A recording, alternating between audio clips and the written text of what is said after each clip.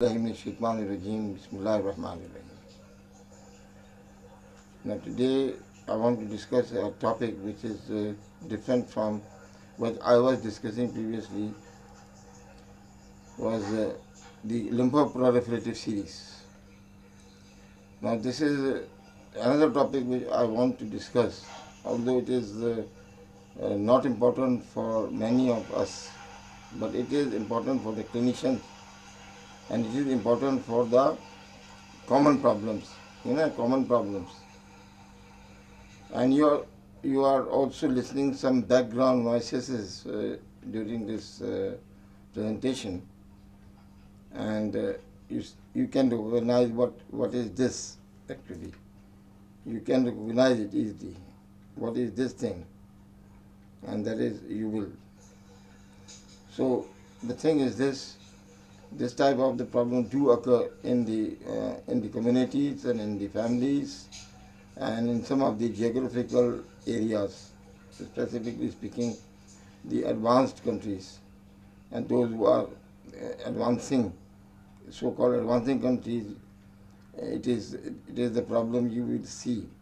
Also, you come across, rather. So, underlying problem which I want to discuss is this. This is the person who is lying down. He is trying to take sleep. There are two types of sleep. Now, induction of the sleep, first phase. Second is the non-rapid eye movement sleep, in which this is called the light sleep.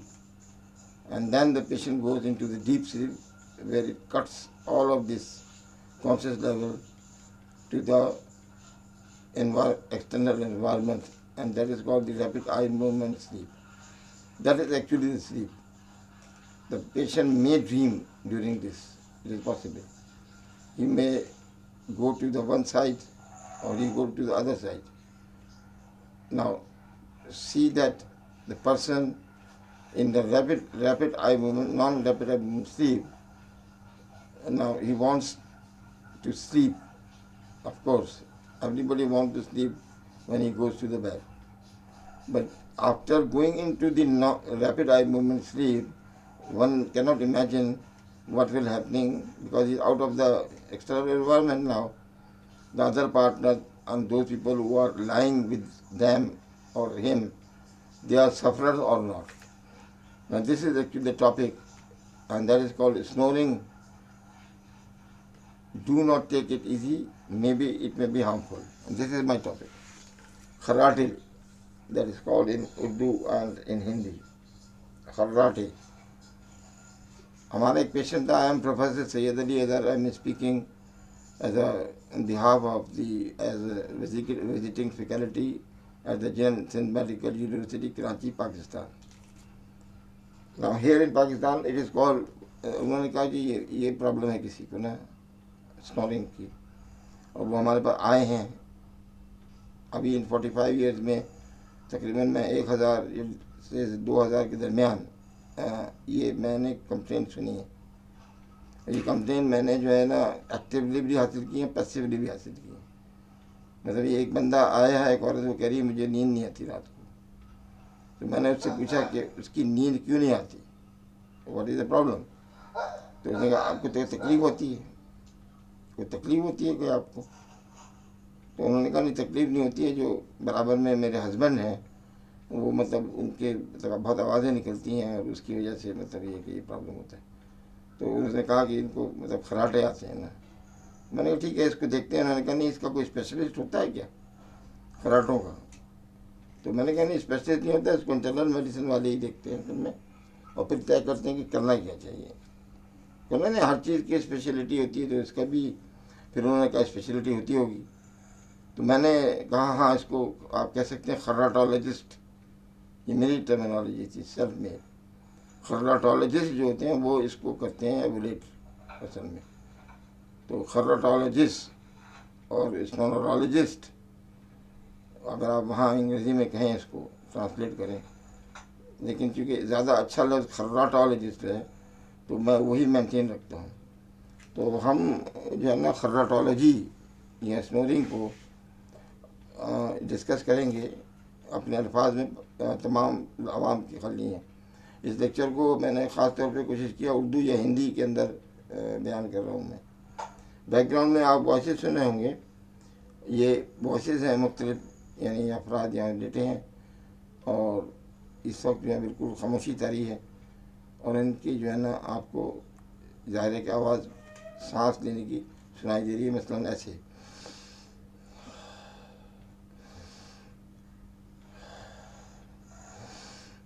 Just like this ना। ये कैसे होता है अमल? अब ये देखिए, the patient जाता है इंडक्शन ऑफ स्लीप में जाता है, यहाँ से स्लीप सेंटर होता है, वो इंडक्शन देता है उसको। इंडक्शन देने के बहुत से तरीके हैं, ये मौजूद नहीं है यहाँ। फिर उसके बाद जो है ना इस आदमी की आंखें बंद हो जाती हैं, इसका जबड़ा जो है ना वो थोड़ा सा खुल जाता है और इसके एक्सटर्नल लेयर्स खुल जाते हैं, क्योंकि जब सोता है आदमी तो हर चीज़ जो सिस्टम जो होता है डाउन हो जाता है, याद रखिएगा। लेकिन एक सिस्टम यहाँ पे जो है बड़ा एक्टिव है और वो ये है कि लंग को भी डाउन होना होता है। लंग की जो फंक्शन है, जो उसकी अपनी कैपेसिटी है, उसको भी डाउन होना पड़ता है। तो एक आदमी लेटा हुआ है, उसको ऑक्सीजनेशन तो दी नहीं है, वो तो एक अमल है, उसके बगैर तो आप एरोबिक साइकिल नहीं जनरेट कर सकते। सिट्रिक एसिड साइकिल की जो एरोबिक साइकिल है वो जनरेट ही नहीं हो सकती।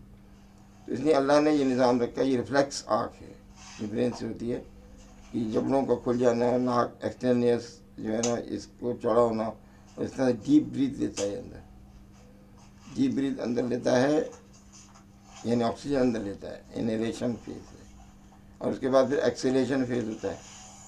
जब बाहर निकालता है तो इसको और चौड़ा होना पड़ता है, नाक को भी चौड़ा होना पड़ता है, और पिछले जो नेयर्स हैं उनको खुलना होता है, जो पोस्टीरियर नेयर्स हैं। इस तरह से ये साउंड जो बरामद होती है इसके दो हिस्से होते हैं, एक इनहेलेशन साउंड होती है और एक जो होती है वो एक्सेलेशन साउंड होती है। दो टाइप की साउंड होती है इसके अंदर। तो इनहेलेशन साउंड है और एक्सेलेशन साउंड है, दो साउंड हैं इसमें। वो दोनों को आपको जो है ना देखना पड़ता है, ठीक है ना। तो अब क्या करना है इसमें कि ये जब आपकी फिजियोलॉजी एनाटॉमी समझ में आ गई, तो फिजियोलॉजी ये कि स्नोरिंग जो होती है वो हार्श साउंड है। जब कि हवा पास होती है रिलैक्स टिश्यू में, थ्रोट में, यानी हलक में और अदर टिश्यूज़ में, जब अंदर यानी जो है ईएनटी के अंदर जो है, तो उसके अंदर वाइब्रेशन पैदा हो जाएगा। जाहिर जब अंदर एक तेज़ी से जाएगी या बाहर आएगी तो आवाज़ पैदा होगी। अब इतनी आवाज़ जो आपको डिस्टर्ब ना करे और दूसरे आदमी को बराबर वाले में डिस्टर्ब ना करे, तो वो तो नॉर्मल फिजियोलॉजी होगी। तो हर एक को होता है ऐसा, या थोड़ा सा उसका जो है फ्रीक्वेंसी ज़्यादा हो गई या उसका वेवलेंथ ज़्यादा हो गई, यानी साउंड की जो है इंटेंसिटी बढ़ गई, इतनी ना बढ़ी कि डिस्टर्बेंस, तो वो भी नॉर्मल है। तो ये नॉर्मल फिनोमेना है। लेकिन ये फिनोमेना अक्सर डिस्कस होता है और इसमें भी एक क्रॉनिक प्रॉब्लम। अब ये क्रॉनिक प्रॉब्लम बन सकता है, लेकिन बाज़ दफ़ा यही स्नोरिंग जो है, जो क्रॉनिक प्रॉब्लम है जिसको, वो सीरियस हेल्थ कंडीशन की तरफ ले जा रहा होता है। अब ये है कि जितना आप स्नोर करेंगे उतना बर्डन आएगा बॉडी के ऊपर, इतना ख्याल कीजिएगा। क्योंकि लंग को जो है ना पूरी तरीके से एक्टिवली होकर ऑक्सीजनेशन लेनी है और कार्बन डाइऑक्साइड को बाहर निकालना है। तो oxygenation and then carbon dioxide को बाहर आना है। तो अब इसमें जो है ना वो क्या करना है, इससे समझ लिया अगर आपने बात को, ये क्रॉनिक प्रॉब्लम वाले जो होते हैं वो अक्सर न्यूजेंस होते हैं अदर पार्टनर के लिए, जो साथ में उस कमरे में अगर दो आदमी रहते हैं तो दूसरे आदमी के लिए ये मसला बने रहता है। तो अब ये जो है ना कुछ लोग ऐसे होते हैं कि जिनके जो सांस ले लेते हैं ऐसे सांस लिया, बाहर सांस लिए। और कुछ लोग जो होते हैं ये खर्राटे जिसको आपने कहे थे अभी जिससे बात हुई है, तो वो जो है ना उसके अंदर जो है ना उन खर्राटों में वो इतने ज़्यादा होता है उनको खर्राटे, वो बोलने भी लगते हैं ना, बातचीत भी करने लगते हैं। जो रैपिड आई मूवमेंट स्लीप में वो एक्चुअली ड्रीमिंग कर रहे होते हैं। तो खर्राटों के दौरान जो है ना वो बातचीत भी करते थे, जो दूसरा आदमी तो सुन रहा होता है, ये बड़बड़ा रहा है, इसमें झगड़े भी खड़े हो गए बाद में। मिसाल के तौर पे बीवी का नाम जो है वो आसिया था, और वो जो है नाम ले रहा था रिजवाना रिजवाना। अब उन्हें तो नहीं पता कि रिजवाना कौन है। तो रिजवाना जो थी वो थी जो उसका असिस्टेंट थी, और उसके साथ कोई प्रॉब्लम पेश आ गया था उनके घर में, और उसकी वजह से उसके जहन के सबकॉन्शियस लेवल पर पड़ी रह गई। अब स्नोरिंग जब उसने की तो वहाँ पर रैपिड आई मूवमेंट के दौरान उसने स्नोर की काफ़ी। बीवी की आँख खुली तो वो जो है स्नोरिंग कर रहा था बंदा गहरी, और साथ में जो है वो आवाज़ थोड़ी को भी देता था कि रिजवाना रिजवाना। रिजवाना के साथ प्रॉब्लम था, उसके घरेलू कोई मसला था जिसको डॉक्टर साहब सॉल्व नहीं कर पा रहे थे। अब जो उनकी बीवी उसका नाम आसिया था, वो रिजवाना पकड़ के बैठ गई, ये कौन है। जब सुबह उठा तो झगड़ना शुरू हो गया घर में, बच्चों की स्कूलिंग लेट हो गई, और इस तरह से विशेष सर्किल डेवलप हो गया। देखिए ये किस तरह से जो है नेगेटिव इफेक्ट्स प्रोड्यूस करता है। क्योंकि बीवी एक तो उस समय ये थी कि वो सो नहीं पाई, दूसरी बात ये थी कि वो आप रिजवाना रिजवाना वो कर रहा था, लेकिन बीवी का नाम तो आसिया था। रिजवाना नाम की ना तो कोई बहन थी घर में, नाम माँ का नाम था। तो उस टो में लगी कि रिजवाना कौन है। बस यहाँ से जो है ना एतमाद जो होता है मियाँ बीवी के दरमियान वो ख़राब हो गया। लेकिन इसने कितनी प्रॉब्लम क्रिएट की, बॉडी पे जो असरात आए वो भी डिस्कस करते हैं, लेकिन जो माशरती इसके मसाइल हैं वो भी आप सुनिएगा इसके साथ। अब ये इसका कंट्रोल जो होता है वो याद रखिए कि फ्रंटल लोब में होता है, ब्रेन का सेंटर है फ्रंटल लोब। वहाँ पे जो है ना स्लीप सेंटर होता है, और वो इसका ही काम होता है कि ये मूवमेंट जो इनवॉल्यूंटरी मूवमेंट्स हैं जो आप ले रहे हैं और उनको ऑर्गेनाइज करेंगे। और कॉग्निटिव फंक्शंस जो है ना ये इसका भी काम है, प्रॉब्लम सॉल्विंग है, इम्पल्स कंट्रोल है, सोशल इंटरेक्शन, जैसे मैंने अभी भी अर्थ किया। ठीक है, सोशल इंटरेक्शंस, अब ब्रेन का सेंटर भी, स्लीप सेंटर भी कंट्रोल वहीं से हो रहा है, और सोशल इंटरेक्शन भी वहीं से कंट्रोल हो रहे हैं। वो आदमी जो बार बार कह रहा था कि रिजवाना रिजवाना, तो वो प्रॉब्लम सॉल्व करना चाहता था रिजवाना की। तो बीवी समझी कि इसका इस आसिया बीवी का नाम है, रिजवाना जो है उसकी सेक्रेटरी है फिजिशियन की। उसको जो है ना उसने रंगों कहा कि नहीं तुम्हारा इसके साथ डेफिनेटली कोई ना कोई ताल्लुकात हैं, और ये हो ही नहीं सकता। जो आदमी जो है ना सोते में भी किसी को याद रखे, उसको नहीं पता कि ब्रेन जो है ना ये आपकी सोशल इंटरेक्शन फ्रंटल लोब भी इसको ही कनेक्ट रखता है इसके साथ, प्रॉब्लम भी सॉल्व करता है। लोगों ने सोते सोते प्रॉब्लम सॉल्व की है। अगर आप केमिस्ट्री में चले जाएँ तो ख्वाब के ज़रिए जो है ना वो बेंजीन का रिंग दरियाफ्त किया था, ककूल इसका नाम साइंटिस्ट का। इस तरह से आइंस्टाइन ने कई प्रॉब्लम जो है सोते हुए हल की है। इस तरह से गालिब ने जो शायरी की है, बहुत सारी शायरी जो है वो उनको सुबह याद आई कि उन्होंने कोई रात को शेर कहे थे, फिर उन्होंने दोहराने की कोशिश की तो वो याद आ गए उनको। ठीक है ना, ये सारी चीज़ें जो है ना ये कंट्रोल हो रही है फ्रंटल लोब से, वहीं स्लीप सेंटर भी। जिस तरह ये मसले हल भी कर लेते हैं लोग दौरान स्लीप। अब टाइप्स ऑफ स्नोरिंग जो है ना ये दिलचस्प बात है। अब डिफरेंट टाइप स्नोरिंग लोग मुख्तलिफ तरीके से बयान करते हैं। जैसे एयर फ्लो टाइप की स्नोरिंग है, जैसे मैंने सुनाई आपको, या दूसरी टाइप की स्नोरिंग से जो आप सुनेंगे अभी। अब स्नोरिंग जो है ना वो जिसको हम जो है ना उनके नाम रख दिए थे, एक ज़माने में मैंने इस पर काम किया था। तो स्टीम इंजन टाइप की स्नोरिंग होती, जैसे स्टीम इंजन होता था ना किस ज़माने में, उसको हमने तशबीह दे दी उसके साथ, दूसरा आदमी सीवियरली डिस्टर्ब होगा। फिर इसी तरीके से जो है ना नियाग्रा फॉल स्नोरिंग, उसमें इस तरह की स्नोरिंग है जैसे कि नियाग्रा फॉल में आप जाएंगे ना, ये शोर मचाता है ऊपर से, उस टाइप की स्नोरिंग। इसी तरीके से वो गाड़ी जिसका साइलेंसर फट गया हो, साइलेंसर लेस कार का जो आवाज़ निकलती है बाहर, सब बहुत फ्रेश वॉइस होती है वो, इस टाइप की स्नोरिंग। आप किसी टाइप से भी इसको डिस्क्राइब करें, लेकिन अगर वो डिस्टर्ब कर रही है अपने साथी को या कमरे में दूसरे अफराद को, तो वो डेफिनेटली एबनॉर्मल है। और वो जो है ना वो पेश पेशेंट गोई है फ्यूचर मसलों की। तो आपके नहीं है तो ठीक है, कोई बात नहीं, तो आपके साथ जो गुजरी तो गुजरी, लेकिन जो दूसरा साथी है वो भी मुतासर हुआ। आपको ये नहीं मालूम है कि ये हाईएस्ट रेंज की स्नोरिंग जो है वो मुस्तकबिल में क्या करेगी आपके साथ। एनीवे ये स्नोरिंग को उन्होंने डिवाइड करने की कोशिश की है मेडिकली स्पीकिंग, कि नोज बेस्ड स्नोरिंग होती है, माउथ बेस्ड स्नोरिंग होती है, टंग बेस्ड स्कोरिंग होती है, और थ्रोट बेस्ड स्कोरिंग होती है, स्नोरिंग होती है।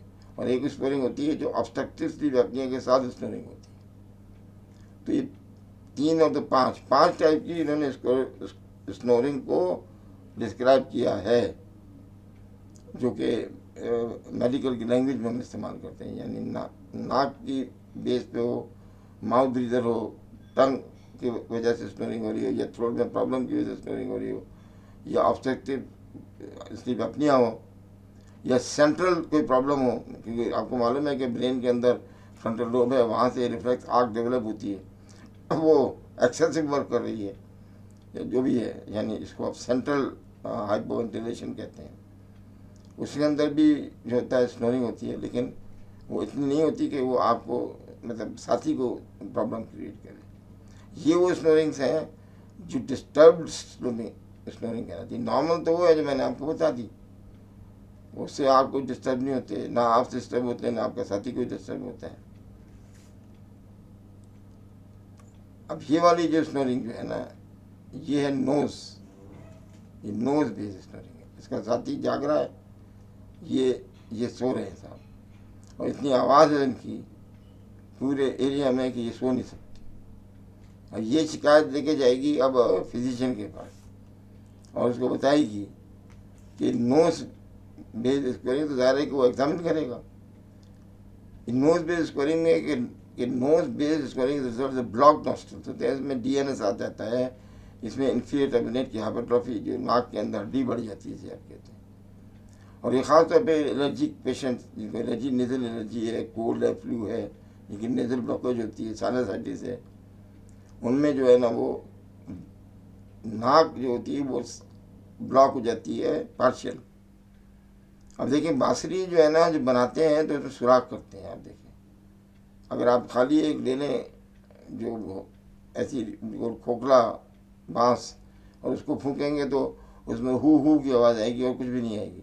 लेकिन अगर आप उसके अंदर सुराख कर दें 3, 4, 5, और उसके बाद उसको ब्लॉक कर दें, और फिर उसके बाद साउंड जनरेट करेंगे तो बांसुरी की आवाज़ बरामद होगी, म्यूज़िकल हो जाएगी, टोन म्यूज़िकल हो जाएगी। तो अब अगर ये डिपेंड करता है कि किस टाइप का जो है ना नेजल प्रॉब्लम है। कुछ लोगों को जो स्नोरिंग होती है वो म्यूज़िकल नेचर की होती है, ऐसा लगता है कि कोई बांसुरी बजा रहा है, या कोई जो है ना इसी तरीके से जो दूसरे ऑर्गन्स कहलाते हैं जो हैं जो म्यूज़िकल ऑर्गन्स, उनमें से मिलती जुलती आवाज़ें निकालते हैं लोग। ये स्मोकिंग करने वालों के अंदर जो है कि नाक से धुआं निकालते हैं, बार बार निकालते हैं, तो वहाँ हाइपरट्रॉफी होती है, और ज़ाहिर है कि इसी तरह से स्टफी नाइट हो जाती है उनके लिए, और क्लॉगिंग हो जाती है। अगर इसके अंदर फिगर आउट कर दिया जाए कॉज को, तो आराम से जो है ना आपको जनरल प्रैक्टिशनर इसको पकड़ लेता है, एलर्जी की मेडिकेशन देता है, स्मोकिंग को मना करता है, नेजल जो ब्लॉकेज है उसको रिमूव करता है, नेजल स्टेप्स, नोज स्टेप्स जो कहलाते हैं, अगर ज़्यादा प्रॉब्लम हो रही है साथी को तो उसको वो दे देता है कि वो लगाएगा, इस तरह लगाता है कि चौड़ा नाक चौड़ी हो जाए। और इस तरह करेक्टिव सर्जरी भी करते हैं, इसमें आप एसएमआर करते हैं सर्जरी, इसी तरह से इन्फीरियर टर्मिनेट की जो है ना कॉटरी करते हैं, इसी तरह से आप सेप्टल वॉश, यानी जो आपका साइनस होता है उसका वॉशिंग कहलाती है, जिसको आप कहते हैं कि जो है वो फ्रंटल साइनस है या मैग्नरी साइनस की वॉश किया जाता है, उसको क्लियर किया जाता है। तो ये करेक्शन हो जाता है इसका नोज बेस्ड स्नोरिंग का। दूसरी स्कोरिंग जो होती है वो बेसिकली थ्रोट बेस्ड होती है। देखिए थ्रोट के तो टॉन्सिल्स हैं, किसी का उबला ज़्यादा बड़ा है, किसी का जो ये आस्थमेस कहलाता है, ये छोटा है। तो ये इस टाइप की जो स्नोरिंग भी आती है वजूद में, जो हलक से आवाज़ बरामद होती है। और इस पर बहुत ज़्यादा वर्क भी किया है। ज़ाहिर है ये डेंटल सर्जन और ऑफिशियल मैक्सिलरी सर्जन उनको उनका ये पार्ट है।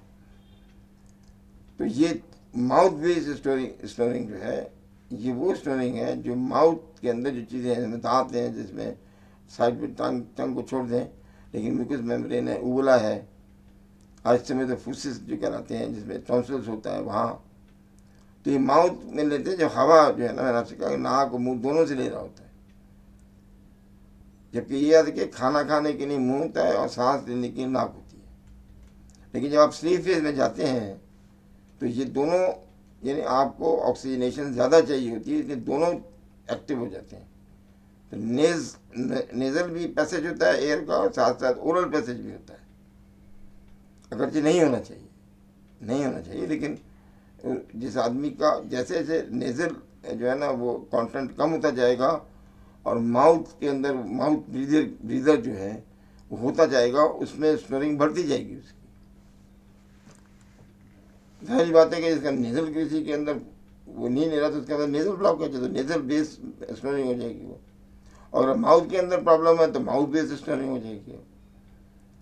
लार्ज टॉन्सिल्स है, नेज़ल पैसेजेस ब्लॉक है पीछे से, पैराइटल टिश्यू वीक है, पैरालिसिस हुआ हुआ है, या किसी का कंजेनिटल अबनॉर्मलिटी है। इसी तरीके से जो है ना ये क्लेफ्ट पैलेट वगैरह के मसले हैं, इनमें भी यही होता है कि आदमी को ब्रीदिंग जो है ना वो माउथ से लेनी पड़ती है। अगर आप इसको रिजॉल्व कर दें इन मसाइल को जो एनाटॉमिकल प्रॉब्लम्स हैं, तो ये माउथ बेस्ड स्नोरिंग ख़त्म हो सकती है। उसके बाद टंग कुछ लोगों की जो होती है खुदे तौर पर बहुत बड़ी बड़ी होती है, लार्ज टंग होती है। अब देखिए आपको स्पेस कम होती है, स्पेस हो गई कम, टंग होगी लार्ज। एक तो होती है इनहेरिटेड होती है, कुछ लोगों को फैमिलियल होती है, कुछ लोगों को कुछ रेशियल भी होती है, कुछ लोगों को मैक्रोग्लोसिया कहते हैं। मैक्रोग्लोसिया का मतलब है कि टंग का बढ़ना। मिसाल के तौर एक्रोमेगाली एक पिट्यूटरी ट्यूमर है, वो करता है, जबान को बड़ा करता है। इसी तरह से उन कंडीशन में हाइपोथायराइडिज्म है, इसी तरीके से डाउन सिंड्रोम है, ये मतलब नाम में बीमारियों की। उन सूरत में अंदर जो है ना टंग जो होती है वो बहुत चौड़ी हो जाती है, बाद में लंबी हो जाती है।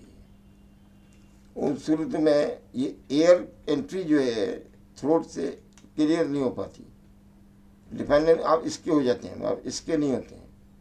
तो इसको इनहेलेशन में जब ये एक्सपायर करता है आदमी तो बहुत मुश्किल से एयर बाहर आती है। ये देखिए कि डोमिनेंट इंस्पिरेशन इससे होता है और डोमिनेंट एक्सपिरेशन थ्रोट से होता है। लिहाजा ये बंदा जो है ना ये माउथ ब्रीदर हो जाता है और माउथ बेस्ड स्नोरिंग हो जाएगी इसमें। जो अब आपको देखे ना, अगर कोई साउंड क्रिएट कराना चाहते हैं कि माउथ बेस्ड है, और जो ये वाली नोज बेस्ड है और माउथ बेस्ड है,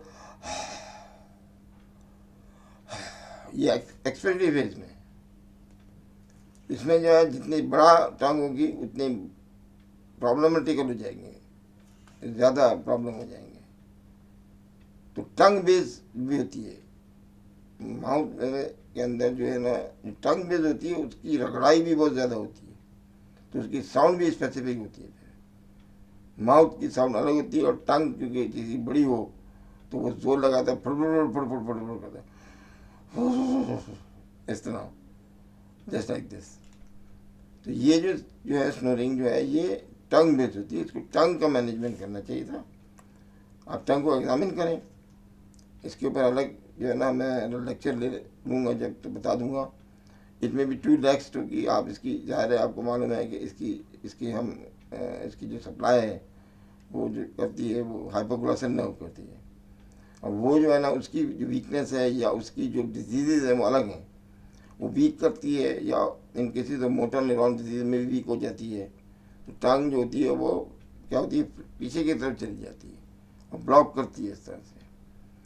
इनमें पीपल जो अल्कोहल करते हैं, एक्सेसिव अल्कोहल कहते हैं, या एक्सेसिव नेक फैट होता है जिनके, और दूसरी डिजीज जिनके मैंने नाम दिए थे अभी अभी आपको, उनके अंदर टंग जो होती है वो साइज में बड़ी हो जाती है। यहाँ तो वीक हो गई है तो रोल बैक हो गई है, उन कंडीशन में जिनमें रोल बैक तो नहीं हुई है वो, लेकिन उनके अंदर साइज बढ़ गया है। तो दोनों सूरतों के अंदर जो टंग बेस स्नोरिंग होगी, इस टाइप की आवाज़ निकलती है। अब यहाँ पे देखिएगा ये मामला दूसरा हो गया। अब इस तरह ये पार्टनर कानों में उंगलियां फंसे हुए है, ये थ्रोट बेस, थ्रोट जो है पीछे का हिस्सा है, ये वाला पार्ट, इसके अंदर से जो स्नोरिंग निकलेगी थ्रोट बेस स्नोरिंग कराएगी। और ये जो थ्रोट अगर डोमिनेंट हो जाएगा तो प्री मैलिग्नेंट स्नोरिंग हो जाएगी, या पैथोलॉजिकल स्नोरिंग में आ जाएगा। तो किसी भी कंडीशन में भी नहीं होती। उमन जो होता है वो ये आपको लास्ट वार्निंग साइन होता है ये इसमें। तो throat based snoring is the loudest type of snoring we can hear and it's usually also the most dangerous one. अब यहाँ पे जो थ्रोट के अंदर आपको मसल्स हैं, फेरिक्स है इसके अंदर, लैरिक्स है इसके अंदर, strong indicator of sleep apnoea है। स्लीप एपनिया वो कंडीशन है जो कि पैथोलॉजिकल है, और प्री मैलिग्नेंट का मतलब ये होता है कि प्री पैथोलॉजिकल है। मैलिग्नेंट का लफ्ज़ देखिए मैंने खुद इस्तेमाल किया है, इसलिए इस्तेमाल किया लोगों को समझाया जाए कि इतनी खतरनाक चीज़ है कि वो आपको इतना बीमार कर देगी कि अपनी ज़िंदगी से बेजार हो जाएंगे, इसलिए इसको मैलिग्नेंट कहा है। स्लीप एपनिया जिनको होता है और जिनके अंदर थ्रोट बेस होता है, इसमें फैट एक्यूमुलेट हो गया है। जब आदमी का वजन बढ़ेगा तो हर चीज़ का वजन बढ़ेगा, और फैट जो होता है वो बहुत सी जगह पे होता है, बकल फैट भी होता है, रेट्रोफ्रेंजियल फैट भी होता है, वहाँ पे थ्रोट को छोटा कर देता है। मैं नोज सही थी, टंग सही थी, माउथ सही था, लेकिन थ्रोट छोटा हो गया। अब तो इंस्पिरेशन के अंदर भी ऐसे और एक्सपिरेशन में दोनों सूत्रों में जो है ना आवाज़ बहुत ज़्यादा निकलेगी। अब उसके बाद जोर लगा रहा है आदमी सांस लेने के लिए, ऑक्सीजनेशन होगी कम। जैसे ऑक्सीजनेशन कम होगी, ड्रॉप होगी, वो अचानक उठ के बैठ जाएगा। यानी सोता हुआ आदमी उठ के बैठ गया, जब वो बैठा और उसने गहरी गहरी सांसें ली तो वो ठीक हो गया। ये विशेष साइकिल जो है अपनी, यानी सांस उसकी जो बंद हो गई, एक मौका ऐसा आया कि ऑक्सीजनेशन कम होती गई, कम होती गई, कम होती गई, कार्बन डाइऑक्साइड बढ़ती गई, बढ़ती गई, बढ़ती गई, और वहाँ पे जो हुआ ये कि अचानक सांस जो है वो रुक गई। ठीक है ना। उस सर्किल को जो है, साइकिल को जो है विशेष साइकिल कहते हैं। ये नाइट के अंदर जो इसी बंदे को जो अब नॉर्मल है, ये नॉर्मल नहीं है, पूरी रात में कहीं ना तो उठता है, फिर बैठता है, उठता है, बैठता है, ज़्यादा नींद उसकी ख़राब हो गई। अब इसकी नींद ख़राब होगी तो डे टाइम स्लीपर हो जाएगा, ये डे टाइम सॉम्नेंस हो जाएगा। असल में obstruction is the tissue the back of our throat में होता है, कोलैप्सिंग होता है ये एज वी स्लीप। जब कोलैप्स होता है तो air can not free flow, हर आदमी कोलैप्स करेगा तो हलक बंद हो जाएगा। जब हलक बंद हो जाएगा, जैसे कोई स्ट्रॉन्गुलेशन कर रहा हो, यानी जो एहसासात हैं वो बयान किए जा रहे हैं। असल में अगर इसके तरह मसला हो जाएगा, उसको एपनिक अटैक होते हैं रात को, और फिर उठ के बैठता है, फिर अपने बहुत ज़बरदस्त आवाज़ के साथ स्नोरिंग है। इससे ये होता है कि ऑक्सीजनेशन कम होती है। याद रखिए हाइपोक्सिया अगर प्रोलॉन्ग हो जाए तो वो दो प्रॉब्लम क्रिएट कर देगा। एक तो बहुत ज़बरदस्त स्टिमुलेटर है, वो एरिथ्रोपोइटिन का हीमोग्लोबिन के लेवल को बढ़ा देगा, ब्लड विस्कोसिटी को बढ़ा देगा, एरिथ्रोसाइटोसिस कहते हैं इसको। तो आपकी जो चांसेस हैं हार्ट डिजीज़ के, आपके चांसेस स्ट्रोक के, आपके चांसेस रीनल कॉम्प्लिकेशन के बढ़ जाएंगे। दूसरी तरफ हाइपोक्सिया खुद भी जो है वाजो कंस्ट्रिक्टर है, यानी वेसल्स को कंस्ट्रिक्ट करता है। जितना पल्मोनरी वेसल्स इसकी जद में आती हैं, कोरोनरी वेसल इसकी जद में आती हैं, और इस तरह से जो एक्सटर्नल वेसल्स हैं दूसरी, वो भी इसकी जद में आती हैं इस्कीमिया की वजह से। इस्कीमिया हुआ है हाइपोक्सिया की वजह से, यानी खून की कमी हुई है ऑक्सीजन की कमी से। तो ये increase risk of heart disease, stroke और अदर प्रॉब्लम भी हैं इसके साथ, जिसको ज़ाहिर है कि यहाँ पे डिस्कस नहीं कर सकते क्योंकि आवाम के लिए ये बताया जा रहा है। लेकिन ये बताने का मकसद था कि ये किसी को अगर हो गया थ्रोट बेस, तो आप इसको यहाँ ही पर रोक दें, इस आदमी को और ज़्यादातर चांसेस इस बात के हैं कि उसके थ्रोट के अंदर मसला है और वहाँ पे एक्सेसिव टिश्यू जमा हो गया। एक्सेसिव टिश्यू जो है ज़्यादा फैट होता है, और वो आदमी जिनका वज़न ज़्यादा है उनको ज़्यादातर ये प्रॉब्लम होता है, थ्रोट बेस्ड स्नोरिंग करते हैं। अगर वो अपनिया के साथ आ रहा है तो फिर ये बहुत ही ज़्यादा एबनॉर्मलिटी है, और दिन को जो है ना वो जागेगा, रात को सोएगा, and this is called Pickwickian syndrome अपनी ज़बान में कहते हैं, और ये बहुत मुश्किलात में पड़ जाते हैं। अब ये स्लीप एपनिया जिसका अभी आखिरी वाला जो है टाइप है स्लीप एपनिया की, सेंट्रल है और पेरिफेरल है।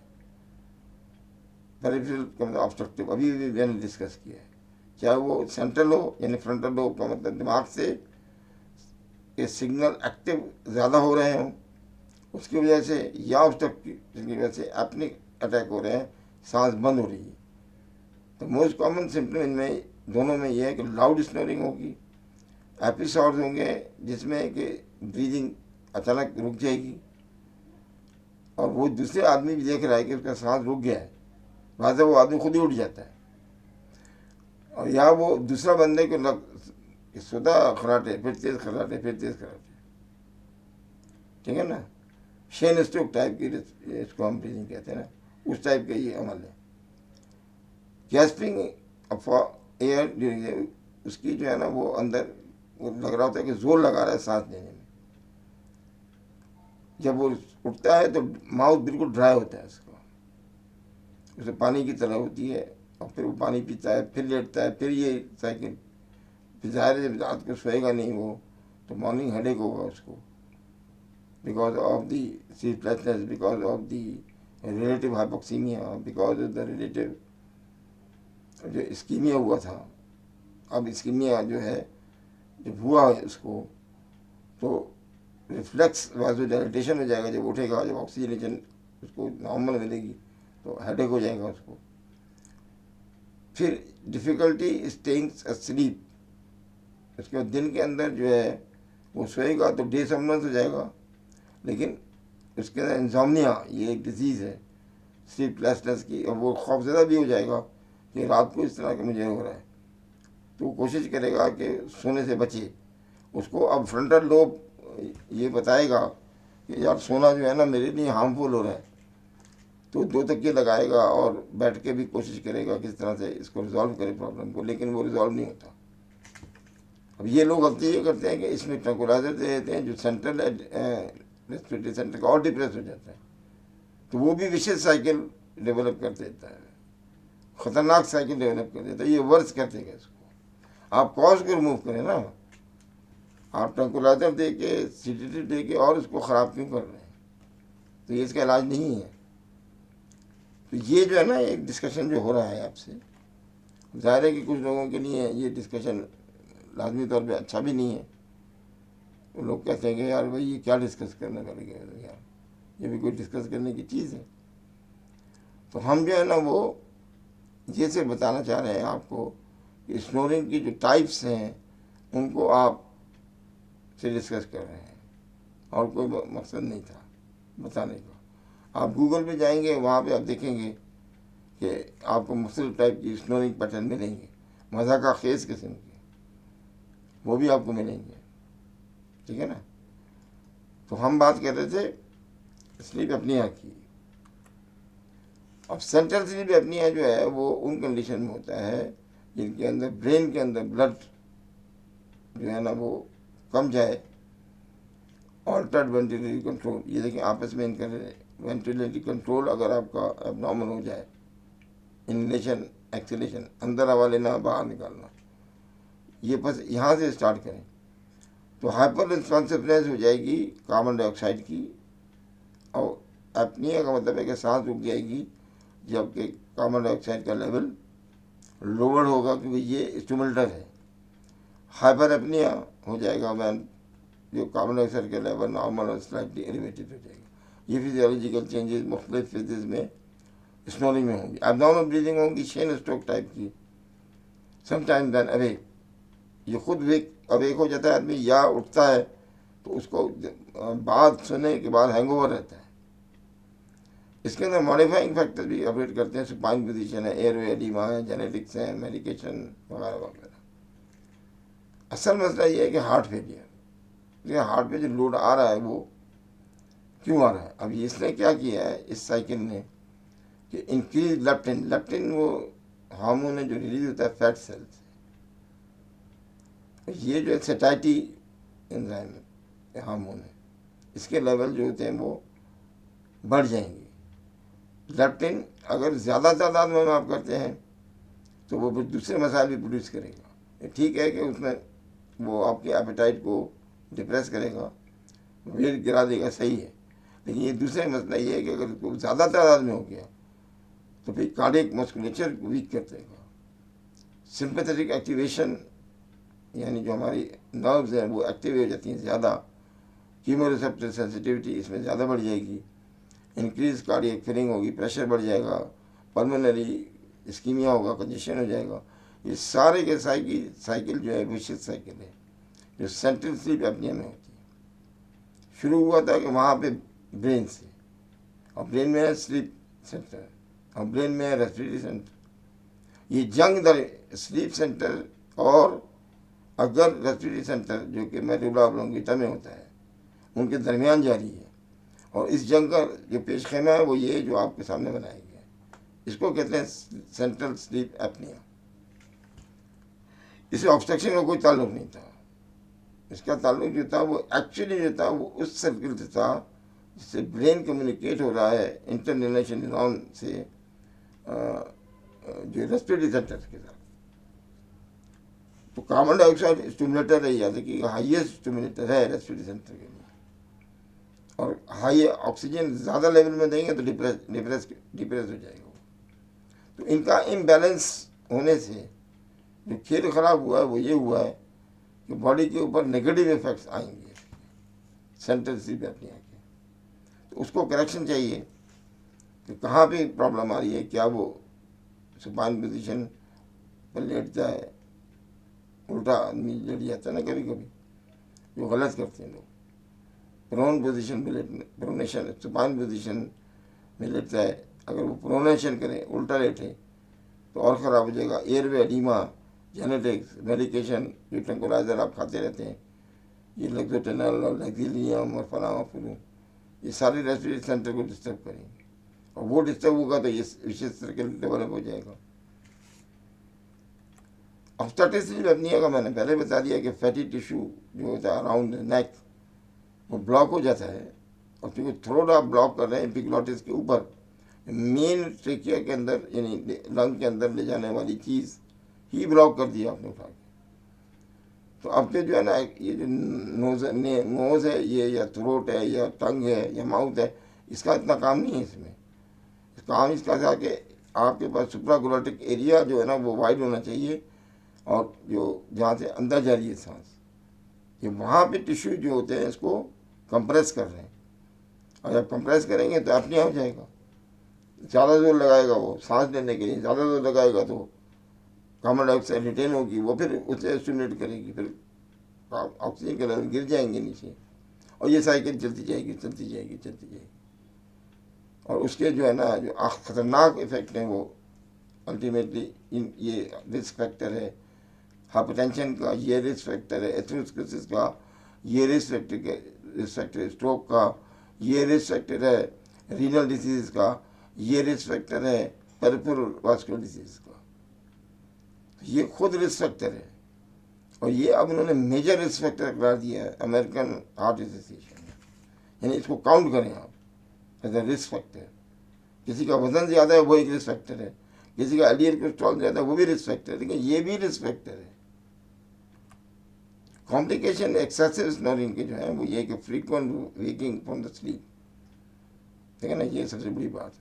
लाइट स्लीपिंग ये non rapid eye movement sleep करता है, ये बंदा डरता है।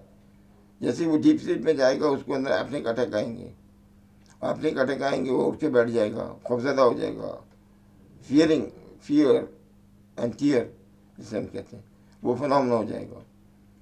इसका इंडायरेक्ट इफेक्ट हार्ट पे आएगा, ब्लड प्रेशर को राइज करेगा। ये जैसे मैंने पहले भी बताया आपको कि ये रिस्क फैक्टर है हाइपरटेंशन का, तो लिहाजा हाइपरटेंशन